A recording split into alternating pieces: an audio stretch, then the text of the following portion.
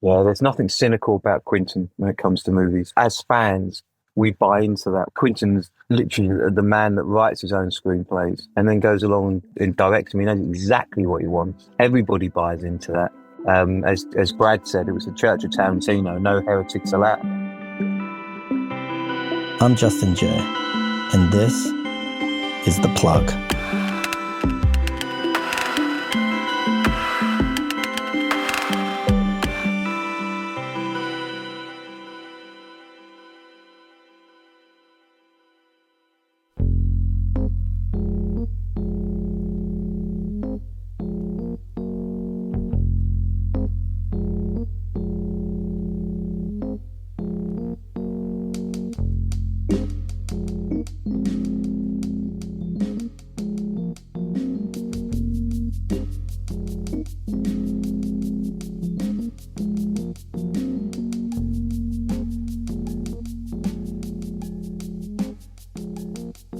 Rosebud, the smell of napalm in the morning, a royale with cheese.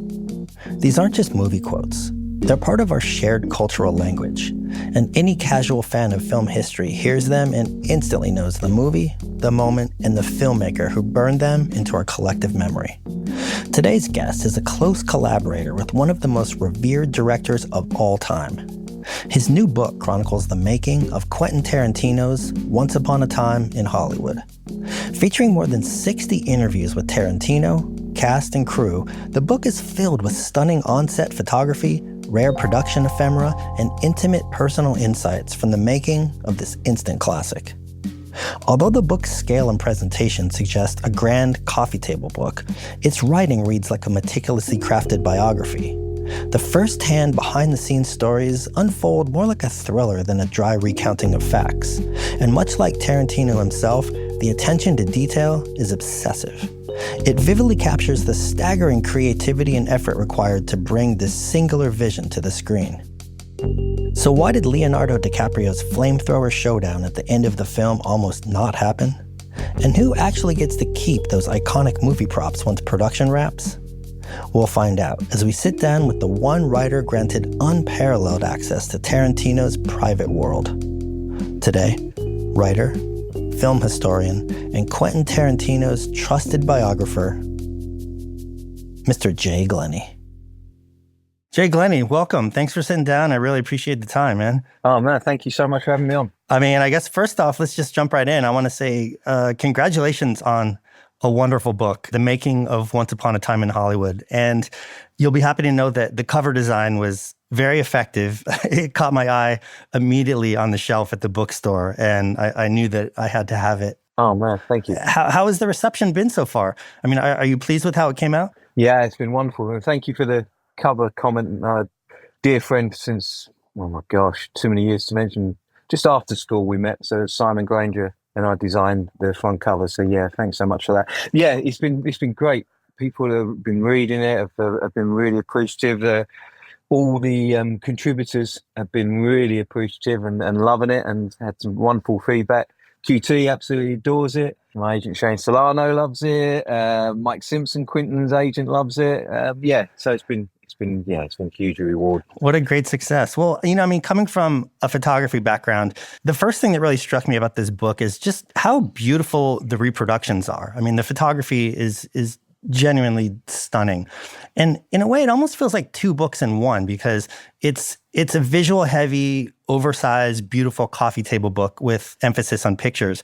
But it's also this meticulously researched and beautifully written book. And it's really rare to get both of those books at the same time. Because, so many hardcover biographies, they kind of relegate the photographs to this group of poorly reproduced black and white photographs in the center of the book. And this is definitely not that book. Why was it so important for you to keep such a strong emphasis on the visual side of this book? I mean, especially considering that I would suspect most of your contributions were on the writing and interviewing side. Thank you for the kind words, and also as well for picking up that it's almost two books, because that was the sole intention.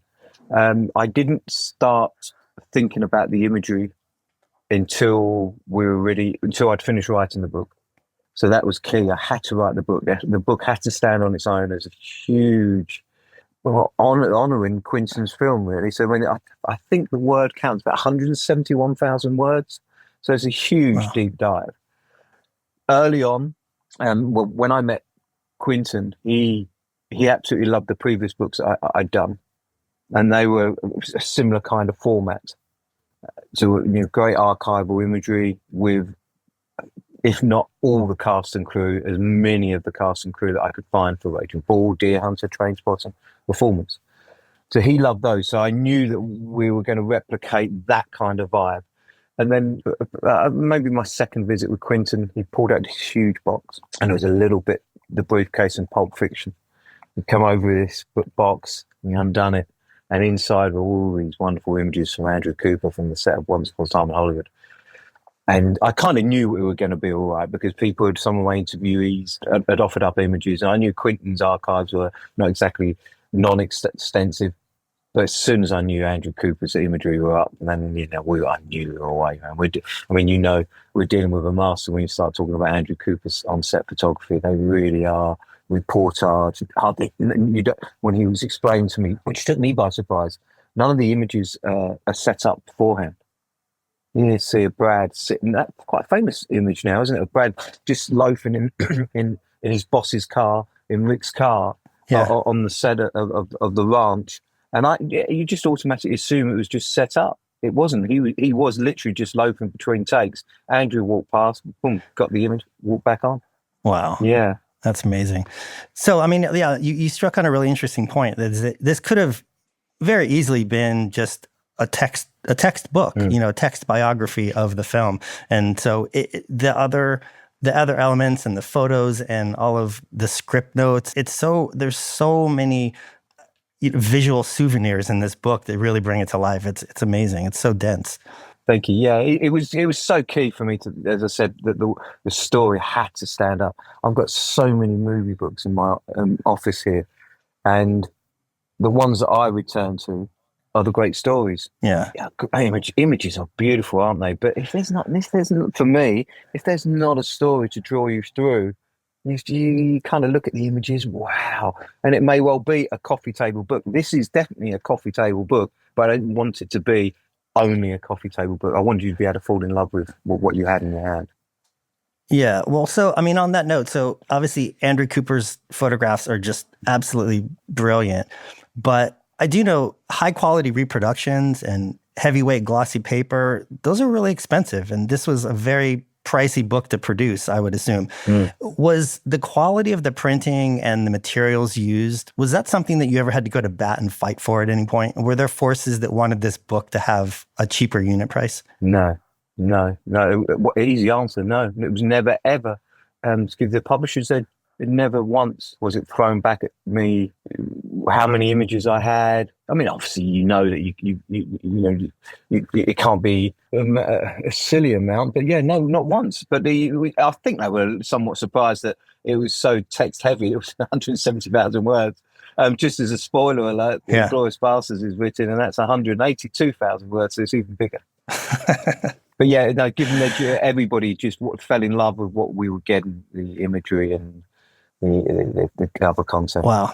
So I was blessed. That's a really, it's a spectacular situation to get to be a part of. So the first portion of this book lays out the backstories of the cast, and they're kind of their personal accounts of how they were each individually invited to audition or to be a part of this film.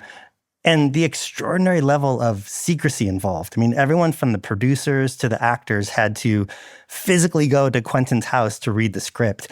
And that part of the book, it almost reads like the first act of an Ocean's 11 movie. I mean, the story unfolds almost like it's like the planning of a heist, And I think that the main takeaway that I got from this whole book is really the remarkable lengths that people are willing to go to for a chance to work with Quentin Tarantino. And you conveyed that really well. Thank you. It was honestly, man, it's like, just for the listeners and the viewers, we haven't spoken prior to tonight.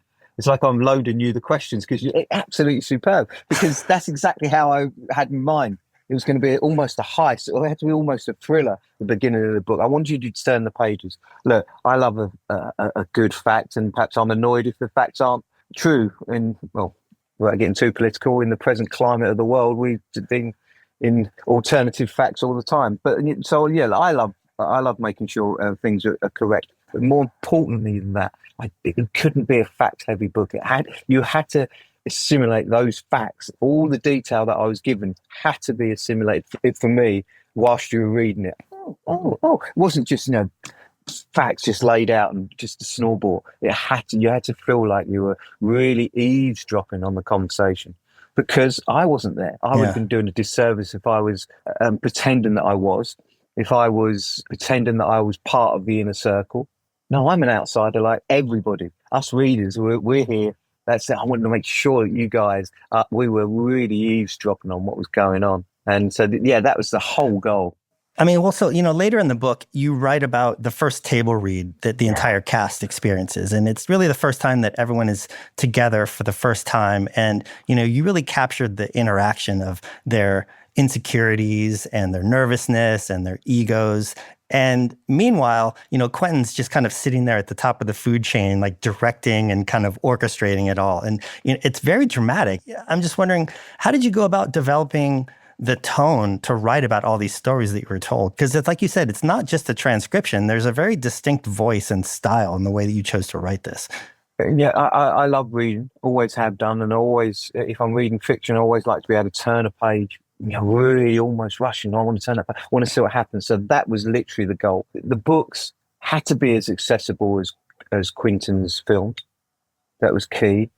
And once again, going back to my library here, there's some books in this library that will remain nameless, but they're so dry and educational and all, for want of a better description, boring. And I think you can levy what you like at this book, but I'm hoping one of them is not boring. So that's why I really wanted that to be key.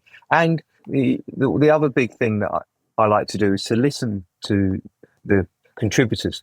So when they're talking, I very, very, very, very rarely have any questions.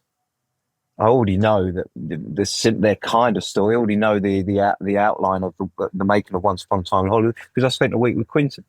So when you're getting a Mike Murray and you're getting a Brad in, they've got this similar story because they're all at their reading, but they've got such dissimilar stories.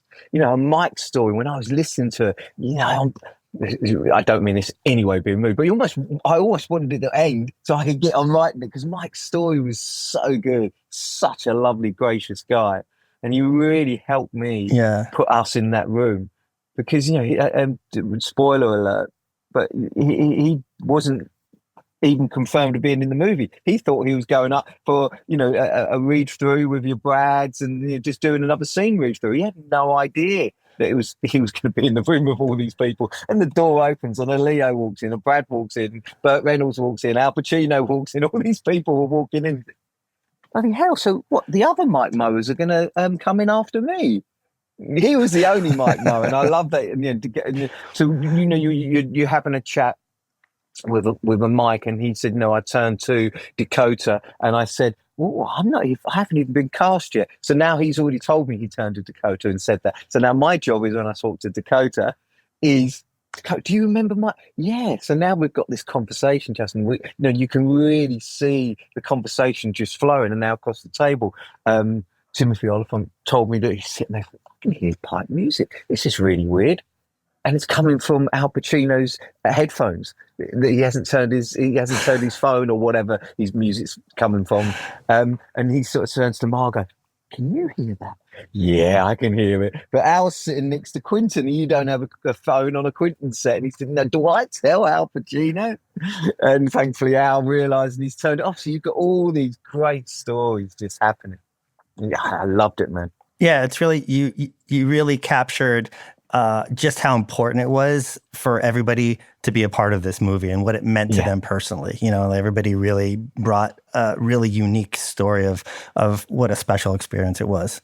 It doesn't matter if you're Brad, Leo, at the top of your game, Al Pacino, or you are just starting out. And Mikey Madsen was there at the table read. Things happened and conspired that she had to change her role.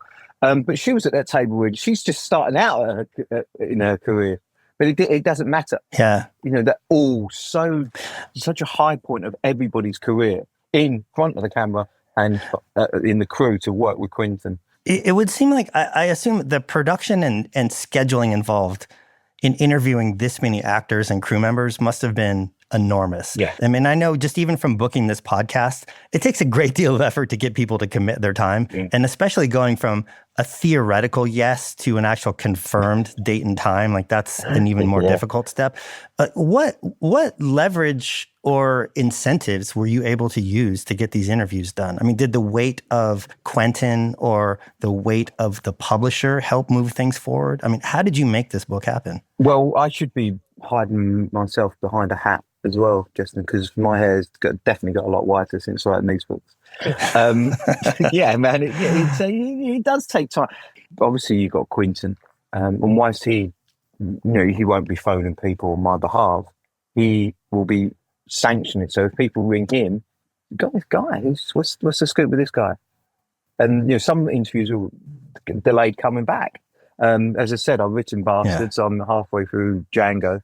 And so all through these 3 books, people have said, "Yeah, sorry about the slight delay. I just wanted to make sure Quentin said that it was okay." So you were legit.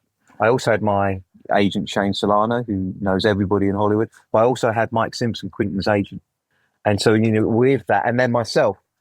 So you've got these sort of 4 things working concurrently, and there's deadlines, so you just have to put a thing on it. It helps as the cast and crew list is growing.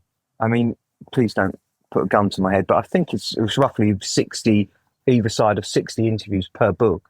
So when that list starts growing and you've got a 30 on there, you get into 40, and somebody can see, that's legit. Put words into people's mouths, but maybe they don't want to miss out. They don't want to miss out on something that's obviously going to be a huge testament to the film they're doing. Was there somebody that you wanted to interview that you couldn't nail down, or who was the most difficult person to track down and actually get to sit with you?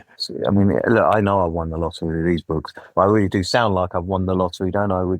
No, there wasn't. No, there hasn't been. No, there hasn't been anybody. I mean, obviously, that's amazing. Burt Reynolds and Luke Perry, key whiz, I would have loved to speak to. Yeah, to both of those. Obviously. There was never a no, and I'm battering down the door. No, and we're making people change their mind. Obviously, you are up against their own schedules and their own filming commitments. So you are waiting on that, and that's fine. The book was written once I'm ready to go, man. I go. I'm talking thousands of words a day. Yeah. The book was written in a matter of months, really. It was just me working non-stop, just excited, wanting to go. And then what happens is and I don't wait till every interview's done. I've already started writing the book. So just to go back to the top of it, I've already spent that time with Quentin. So I know that a parameter of where I want to go. Also know the film, and I know that I want to talk to X about that scene. I want to talk to Y about that scene. So I kind of can plot out where I need to be in the retelling of the story. So I can start writing it, and then I can wait on a Brad. I can wait on a Leo until they're ready, and I know that I can drop them in. But I also do sit back and wait to be surprised. They take me on another journey. Yeah. Did you travel a lot? I mean, you went on location for most... No, never went on location. No. I've never been on one of Quentin's set. And I don't mean this being disingenuous. These books were written afterwards, and they are historical facts. Yeah. But I mean, in terms of traveling to do the interviews, did you go on other people's sets because of their schedule? No. It's all the wonders of what we're doing tonight. Yeah, all Zoom. With Q, it's all firsthand. I think everybody was on a Zoom. Purely because it's as soon as I've finished, there's no travel involved. I'm working. I don't mean to say pretend otherwise. I'm literally, as soon as the Zoom's over, wow, come on, let's download this, and then I'm there. I'm inspired. Wait, put it on paper. I'm so keen to get these stories out there. Purely because I want them in my book collection. If for nothing else, I want them in my collection. I feel like two of the main themes that kept reoccurring in this book are, for me, just the almost universal admiration and reverence that people seem to have for Quentin and his work.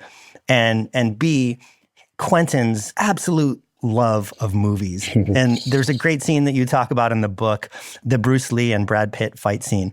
And it was imperative to Quentin that scene was filmed in one take. And you tell a great story about how the actor Mike Moe describes the insane amount of effort and prep that went into filming that sequence and how nervous he was. And on the day of the shooting, they actually nailed it in one take pretty quickly. But afterwards, Quentin said, "You know what? that was great, but we're going to go again. Do you know why? He's like, because we love making movies. And I feel like that anecdote really seems to act as just a great metaphor for the passion he has for films. And you did a really great job of articulating how much, first and foremost, he's just a true fan of movies. Yeah, there's nothing cynical about Quentin when it comes to movies. I think as fans, we buy into that. We know, yeah, Jackie Brown was obviously adapted from Rum Punch, but anybody who's read Rum Punch, I mean, it's almost night and day, the book, and what Quentin took from the book and made Jackie Brown. So Quentin's literally the man that writes his own screenplays and then goes along and directs him. He knows exactly what he wants. Everybody buys into that. As Quentin said, it's the church of as Brad said, it was the church of Tarantino, no heretics allowed. And it's so true, man. Everybody buys into it. It's just everybody. And they all want to work with him. Look, I'm not making him out to be Pollyanna. He'd be the first to admit he's not Pollyanna. When he's there to work. You know, these button heads. Do you know, first and foremost, he's butting his own head. If there's anybody working harder than Quentin, I'll be surprised. And I mean, and he can turn things around as well. And what you just alluded to there, that the fight scene, Mike got it done in one take. They went again, but basically that freed up the next 2 days. Well, we can have some fun here. Why don't we do this? Why don't we do that? And now you're getting things are changing. And you know, Zoe Bell is now coming in. I mean, what? She nailed it as Kurt Russell's wife. I mean, just think that wasn't in the original script. Yeah. So it's one of the greatest scenes in the movie when she comes on and tells him to get off the set. Fantastic. It's amazing. There was another phrase that kept coming up over and over that the actors used to describe their experience working with him. And so many of them commented on how generous he was as a director. Mm. For people who haven't really spent much time on a movie set or never acted before, what do you think that means? What do they mean by that? How generous he is. Because it helps that he used to be an actor. It helps that he writes the screenplay, so he knows his characters inside and out. I mean, look, I know that's not absolutely imperative to write your own screenplay. So many of the wonderful films that you and I have loved over the years, not all of them have been written by the director. But with Quentin, he knows his characters. And he's willing to give up the time to help actors work with their characters on the set. No, his words are hugely important. But if you come up with something, he's more than willing to listen to it. I'm no actor. I've never been on one of his sets. But I know how generous he is with me. And I've been invited along to pub quiz. Jay's going to be the resident movie expert. And, the pressure's on you. You think, I've got to answer every question. Oh, my word. I'm not even out of kindergarten compared to Quentin. This guy's on an absolute different level, and spending time with him and picking up his love of film and watching a film with him and picking up the nuances and the things that he's looking at in a film. I wanted to put the generosity that he's shown me. I wanted to make sure that the actors, particularly not just the young guys, Brad would say exactly the same, and Leo, I'm sure, even Al Pacino, lustrous career he's had. But when you're talking to an Austin Butler and Mikey Madsen and Maya Hawke and Sydney, all of them say that just how given he is, and offering them lines and just making sure that they're at front and centre of particular scenes. Quentin's got no ego on that. Look, he's the draw. I said this to Brad. Much as I love you, man, we don't. When it's a Quentin film, we don't go along and see the next Brad Pitt film. We're going along to see the next Quentin film. That happens to star Brad or Leo or whoever. And it's so true, isn't it? Yeah. There's not many directors like that can command that. You said that too, Brad? Yeah. What was it? Did he agree? What was his reaction? We all know, there's no first on the call sheet. It's Quentin's call sheet. And it's so true, isn't it? It really is. Yeah, so they know that as well, because and the reason they want to be in a Quentin film is because they're first and foremost putting words in their mouths, but they told me that they're fans. Yeah, that's so great. So they're fans of Quentin and they want to be in his movie, and Quentin is just a fan of the art form itself. Yeah. I mean, what's not to love about that, man? That married, what's not to love about that? Yeah, there was another section in the book that showcased this kind of obsession to detail that Quentin Tarantino has, and what he demanded for his sets and the props. And there was a scene where there was a board game for the fictitious TV show Bounty Law, and it was just sitting on a shelf. And inside the box, the props department had actually created actual instruction booklets on how to play the game. And there was no way that the audience was ever going to see that, but it was important to him that it contained that level of detail. And it almost reminds me of a story of how Steve Jobs demanded that the circuitry inside the original Macintosh be as beautiful on the inside as it was on the outside, even though no one would ever see it. But, you know, and I'm just wondering, why do you think that level of detail is so important to Quentin? Yeah, but I think because we pick up on it, don't we? We don't know. Many people wouldn't know until, lofty, I know, but until they read my book, the level of detail Quentin puts into each of his characters. That he finished the screenplay for Once Upon a Time in Hollywood. Not everybody, but the people in the know and he's in the circle. When's it dropping? And no, I'm not ready yet. He went away and wrote 4 episodes of Bouncy Law in full. He then went away and wrote a book on Rick Dalton's film career. Then he was ready to go. That all fed into Leo. When they're casting, that can all feed into Leo. You and I are never, ever going to see that on the screen. We're talking about a mini series of X amount of years long to get anywhere near that. But we do know, don't we? When we go and watch a Quentin film, we know that all those layers are there. He didn't ask for the board game. He didn't ask for that. He did ask, I need this, that, and board game. And it was like this, you know, Quentin's there and he wants to show all the wonderful, the artifacts that Rick's got in his house, alluding to the wonderful career that he's enjoyed. And the camera just pans around and we're picking it up. But they knew that when Quentin saw that board game, he was going to open it up. And by gum, he did open it up. And then nothing got done for, half hour, an hour or so, because he was down there playing with the board game. And that's the Quentin that, you've got to love, man. You've got to love. Yeah. Well, it's funny because, considering that level of obsessive attention to detail, in a way, it almost feels paradoxical that his actors speak so highly of their experiences working with him. Because, like, for instance, you take Stanley Kubrick. I think even though most actors would be extremely proud to have gotten to work with him, like so many of those same actors describe being on his sets as very difficult. I mean, Malcolm McDowell, Shelley Duvall, they both had really traumatic experiences dealing with Kubrick's process. But somehow Tarantino seems to be able to kind of simultaneously demand that level of detail and focus, but he also creates this environment that nurtures actors. I mean, how do you think he balances those two things? Well, I don't know enough about Kubrick. I mean, I know as much as, a fan of his films would know, but I'm for no way am I claiming to be any expert. And the same with Hitchcock. But a lot of these directors would, I think, was it Hitchcock that said that actors are like cattle? To him, they were there to get the job done, and then he was going to go away and create the film. You don't get that with Quentin. Quentin's in every one of his auditions. He reads with every player on his film has got a half decent role with lines. He will act alongside them. It takes so much out of him. He's absolutely exhausted. I mean, I'm sorry to sound like I know something you don't, but when you get to read the Bastards book, you'll see just what the work. He was only going to cast Germans in Germany, French actors in France, and the English-speaking actors were going to be cast in America. So it didn't matter where you were in the world, you had to get to those 3 countries. If you were going to be cast as a German, Diane Kruger had to leave probably 3/4 an hour from his house.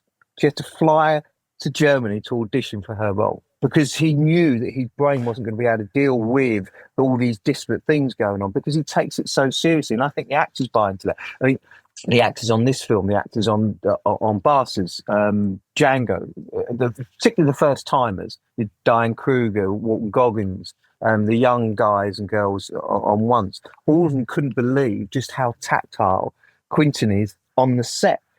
The camera's here and he's there. He's laughing, he's joking, he's in there, he's cajoling them along. And normally it's quite sterile. They're in Video Village, the director, and it's some, first AD might shout action and they don't even get to see the director. Not so on a Quentin film. He's alongside. There's a wonderful clip, isn't there? If you go online, you can see Q dancing with John Travolta and Uma on Pulp Fiction. He's there alongside the camera. And that's him. How could you not respond to that? And he used to be an actor, trained to be an actor. He knows what it's like.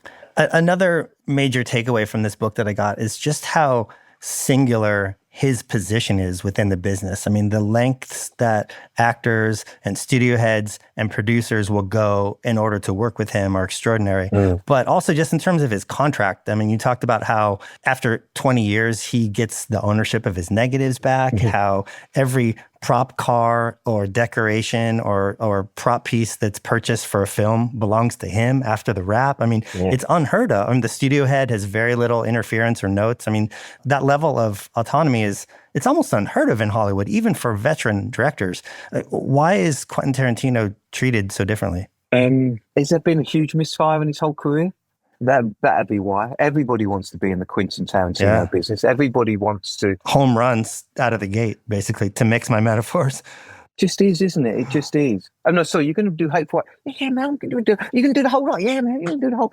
And where are we going to start? Well, he wanted to start on Inglourious Basterds because there's his backstory, which would become evident when you read it. And then I wanted to start on Once. There was no great scheme of it, but you could have. The reason I bring that up is to try and answer your question. You could have picked any film, couldn't you? Any one of his films to start on. Yes, obviously you might have started on Reservoir Dogs to start the list because the numbers on the spine. But we started on this one, and I think everybody wants to be in Quentin's business. And even the one film where perhaps things got away with him, Kill Bill, they ended up releasing it into two films that made a huge amount of money. So even that one that perhaps got away with him and he was just going out to make the David Lean movie, they ended up splitting into two. Now you've got these two huge successful films. So he doesn't waste money. He's very, very conservative with the studio's money. They know that it's in good hands. And they know when you get to read a Quentin script, you want it. And I absolutely, I don't want to pat myself on the back too much. Go ahead. People say, but Go I ahead, absolutely Jay. loved writing it. And I loved reading it when I was writing it. And when I finished writing that chapter, I absolutely loved reading it. I couldn't believe that I'd written it with a huge amount of help from Tom Rothman and his whole team. That bit when they're bidding and they've gone down to Mike's office and they're sitting there reading it, and Sanford and all his trusted lieutenants, and I absolutely love writing that. And that to me was key to what you just said. They're willing to go to Mike Simpson's office. I mean, if you and I decide we wanted to make a movie, we'd have to jump through so many hurdles, even to get into a studio door. And with that had come so many caveats, even if we did get it greenlit. Not Quentin. Tom gets in his car, and for Quentin, you travel. And that says it all, man, doesn't it? It says it all. Tom Rothman, one of the most gracious, loveliest studio heads you'll ever wish to meet, has been an absolute tower of strength for me. He's willing to travel. There's this great story where really one of the only notes that he got from the studio head was from Tom. And originally, Leo's character wasn't supposed to use the flamethrower in the pool at the end. And Tarantino, he's such a master of setup and payoff, yet somehow he let this payoff, the ultimate payoff, just like sit on the table. And Tom suggested to Quentin that Rick should do something heroic and bust out the flamethrower at the end. And it was such a useful note, and it made that scene so iconic. But, it's funny. I would imagine that the amount of times that studio executives give a story note that's useful and embraced and actually improves the film is probably pretty rare. I mean, you think that's a fair assessment? Yeah. It probably is, Justin, but it's also, I would assume, like most things in life, with children, with your partner, in business, it's how you say something, isn't it? It's how you suggest something. And back in the day, when you've got a Zanuck, somebody like this, DFS, Daryl Zanuck, coming in and this is the way, it's my way or the highway. Well, that's a horrible way to work, isn't it? With Tom, the thing I would say is that, Leo, or Rick, it's been a bit of he didn't say this, I'm paraphrasing, but he's been a bit of a whiny bugger through the movie. Yeah, I can see what you're doing there. He doesn't know what any of this is going on. He's still listening to his music in the pool. And I get the joke. And it would work. But he needs to come out fighting. He needs to be a hero. He needs that redemption before he walks into the hallowed gates of Polanski's house. Yeah. With Sharon Tate. Yeah. And Quentin took that, and boy, did he run with it. It was absolutely fantastic ending, wasn't it? It is. It's almost amazing that wasn't how it was written originally, because you can't imagine it not existing. No. But it also alludes to Quentin's image that he is all-knowing and all-encompassing across everything, but that's not the case as well. Tom suggested it, take that on board, and I run with it. And he went away and dreamt up this fantastic ending from Tom's suggestion. Yeah. You think that is that showcases his willingness to collaborate? He's not this dictator. He's not a Hitchcock who's using actors as cattle, as his servants, and he's going to go be creative. It's really it's a collaborative process. Yeah, and everybody would allude to that. Yeah, you Hitchcock, obviously he had repeat work with the Cary Grants, Jimmy Stewart, so they obviously the top people come back. So I shouldn't use Hitchcock, because once again I don't know his work that well, and I don't want to make him out to be anything that he isn't, and I don't want to spoil anything for anybody who obviously pays reverence to it. What I've learned with Quentin, from knowing him and getting friendly with him and working with him, but then you start talking to other people. There's a brilliant story that Victoria Truscott, who ends up playing the maitre d' in Musso and Frank. I mean, how she got her role. I mean, come on, pick me another quick as you can. I can't. Off the top of your head, pick another director that would choose the girl that served them dinner in the restaurant they were in to have star on the call sheet. Her call sheet that day, never been on a movie set, never acted on a film before of any major importance, just some fun things with friends. Her actors are Al Pacino, Brad Pitt, and Leonardo DiCaprio. I mean, what other actor would do that? And he looked after Victoria that day as much as he looked after Al, Brad, and Leo. And that's his love. And that goes right through to every, I hate the word, don't you? It's so horrible because it sounds demeaning, but every the day players to the names above the title. Everybody. I mean, the great Spencer Garrett, who opens the movie, as Alan Kincaid. He was on the film set. Sorry, man, I've got my head in Quentin's world and film, but I'm pretty sure it was like, 3 or 4 hours? And he's by the mid-morning, he's already driving home. But that movie, that his scene opened up the movie, and he was made to feel like he was a valued, equal part of that film, as just as much as Brad and Leo. And that speaks volumes to Quentin. It speaks volumes to Quentin how many crew members keep coming back wanting to work for him. And he's a taskmaster, man. Honestly, yeah. You know, people are not shy in telling me just how much he is a taskmaster, but he's not a taskmaster from the comfort of his lounge chair or jacuzzi. He's there at the front. He's down in the trenches with everybody else. I've worked with people like that. You don't mind taking some heat off of people like that, do you? When you're alongside them and they're alongside you, and you're all sweating together and you're all working for the same purpose. Yeah, and you trust that the product is going to show all that hard work in the end too. Well, that makes it a lot easier, doesn't it? You know, when you're a first-time director doing X, Y, and Z, first, a director of Quentin's thing, and as we just alluded to, buddy, how many misfires has he got in his canon of work? And you think, well, okay, yeah, I'm pretty sure if I'm in a Quentin film, this is going to last, man. So, it seems these days it would be increasingly difficult for a movie production of this scale to justify avoiding CGI in favor of practical filmmaking. But, for this movie, for Once Upon a Time in Hollywood, they had entire blocks of Hollywood Boulevard that were physically transformed to look like 1969. And it seems like that's a privilege that very few directors get. And, shooting like that it would seem like it'd be very difficult to justify on paper, but do you think that it adds something invaluable and intangible to the film? I mean, why do you think Quentin is so opposed to avoiding digital effects whenever possible? Yeah, because it goes back to the research and the work he puts in for each of his characters. We as audience members might not be able to pick up 100% of everything that is there that is real, but we know that Hollywood Boulevard is real. And I love talking to Leo, and Leo is there. I mean, gee whiz, what a career Leonardo DiCaprio's had. He's been seen and done everything, hasn't he? But he's on Quentin's set just marveling at the fact that the Hollywood Boulevard is the Hollywood Boulevard just when he was a young guy working with his dad delivering comics to all the various shops on Hollywood Boulevard, and that took him back. Tony Basil said she was walking up and down and thinking that she was just transported back in time, and you can smell it as a filmmaker, and it's an expensive town to make a movie in Hollywood, particularly when somebody wants to start changing the decor, and I mean, I'm no aficionado again on the historical value of LA, but I do know enough about it to know that they change it pretty rapidly. Yeah. You know, they're not one for holding back and keeping historical frontages. So Quentin had to go in there. But once again, we go back to without wishing to make him sound like Pollyanna, which shows his humility. He wrote it as 8 blocks, and they're driving down, and David Hayman said, "Man, we're going to have to rein this in. 8 blocks is just, it's going to take the budget X. We need to bring it back down. We're doing 3." And I love hey man, the story as well when they're trying to get it closed, and they invite Quentin down to the meeting with the town council, and they hide him in a cupboard.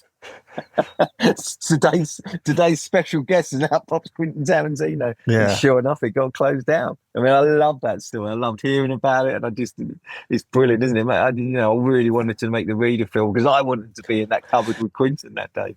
Of all the art forms, it seems like directing is one of the few where you can make really good or maybe even your best work really late in life. And it's generally not that way with music. It's certainly not that way for athletes. But with filmmaking, there's some directors that made some amazing films in the later part of their career. That said, Quentin Tarantino said he's got only one left in him. Is that true? Is he going to quit? Do you get any read on that? That's what he's told me, man. That's what he said. It's 10 and out. Yeah, we're doing, if I'm lucky enough and fortunate enough to still be around on planet Earth, without sounding too, but if I, when Quentin does 10, that's what he said. Yeah. I don't know, man, but that's what he said. So he's 10 and out, and I think it goes back to what we were just saying, doesn't it? No misfires in his career. He's looking at a few of his favourites that perhaps had a few misfires later on in their career, and he doesn't want that. And also, as well, he's bloody hell. I even feel uncomfortable even talking about my buddy. I mean, putting words into his mouth. But yeah, he's got a young family. That's no secret. And you join the circus of a film. That's Easy, 2 years out of your life. It's a big ask, isn't it? It's a big ask. And he's a man of letters himself nowadays. Great writer. His 2 books are fantastic. As somebody who spent that much time with him, what do you think he would be able to harness that energy doing if he's not directing films? He's such a animated, enthusiastic guy. I mean, is he going to find another pursuit, or he's just going to kind of be a family man? Well, actually, he's definitely a family man.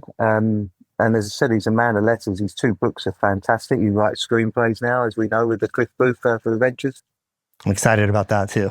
Yeah, man. Yeah, I can't wait. Yeah, I've spoken to a few people. I've spoken to Q, and I can't wait on that one. Right. Well, yeah, we always like to end the podcast by asking our guests to plug something that they're not directly involved in, but that they feel isn't getting enough attention, whether it's a director or a movie, a book, TV show, a social cause. Is there something that you've really been into lately that you want to kind of give a little extra attention to? Oh, man. Do you know what? Even if you'd have prepared me for that question, it would have still been the same answer. No, that isn't because I haven't got many causes, and I haven't got so many interests. I haven't had an interest, a cause, a hobby. I go swimming every day. It's pure because I'm sitting on my behind for most of it for 2 years. I mean, got dear friends as well. My whole life has been taken up with Quentin and these books, man. Yeah, it just is. I mean, I literally have put pause on everything, man. I can't wait to get back and do some other stuff and take a dive into pop culture, the outside of Quentin Tarantino. I wouldn't change it for the world, man. This has just been an absolute dream, Justin. It really has. I can't describe it. I mean, one of my now wife, we've been together 30 odd years, and one of our first date was Pulp Fiction. Wow. And so his films mean the world to me. He means the world to me. Yeah, and I'm just, man, what a gig. What a gig. Don't get me wrong, it's bloody hard work. It's not coal mining, but it's bloody hard work. But man, it's not work. If you can find something you love, you never have to work a day's work in your life, do you? And man, I found it. Well, I want to give you a big congratulations again. And for anybody who hasn't had a chance to check it out, go look at it. You'll find it available. Any bookstore is going to have it. It's a beautiful, oversized coffee table book, The Making of Once Upon a Time in Hollywood. Go check it out. Thanks, man. And thank you so much for your kind words. These things are written in isolation. So when you push your baby out in the world and ask it to start walking on its own, it's a little bit of trepidation. You hope that other people are going to find the love for it that you've given for it. But yeah, and also as well, there's another 9 coming. So, man, can you imagine them on the bookshelf, man? You're going to have to reinforce the wall. I'm excited about the Bastards one. Is there a time frame for that? Yeah, it's August this year, apparently. Yeah. So it's going to be one a year. One a year. All right. Well, I'll see you in the fall. We'll do this again. I just wanted to say, and I should have said at the top of it, actually, really enjoyed your other interviews, man. Oh, thank you, man. Appreciate it. No, you do. You bring, and I know how hard it is. Well, mine's a little bit easier because I don't need mine to be broadcast, so there doesn't need to be a beginning, middle, and end, and I can go anywhere, and we do. We literally riff and we shoot everywhere because I know that I'm going to take mine away and make mine into an omelette. Yours needs to be something from the get-go, doesn't it? And you have a really great warmth about you, dude. Seriously, man, you really help people talk and you bring that out of them, and it's great. Seriously, man, you really know your shit. I appreciate that. That means a lot too. Same thing. You sometimes you birth these creative endeavors and you put them out into the world, and it's always nice to hear feedback. So I really appreciate that. Nice, dude. Much love, buddy. All right, take care. Dude. Cheers. Cheers, man.